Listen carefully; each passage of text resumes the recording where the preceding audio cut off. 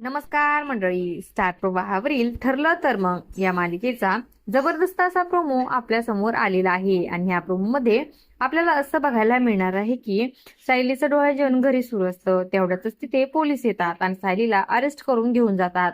कारण लहान मुलांना विकण्याचा आरोप आता सायलीवर लागलेला आहे, कारण ती आता आश्रमाची मालकीण असते.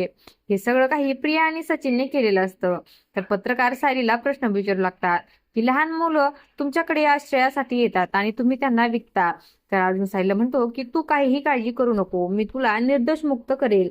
तर इकडे महिपत बोलू लागतो की खेळ अजूनही संपलेला नाहीये, ही तर फक्त सुरुवात आहे.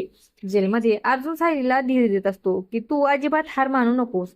तेव्हा सायली म्हणते की आता तर मी 2 जीवांची आहे, आता माझं बळ अधिक वाढले, आता रडायचं नाही लढायचं. आणि सायली सुद्धा जेलमध्ये असते. आता तिथे प्रिया देखील असते आणि प्रिया आता मागून टाळ्या वाजवत येते.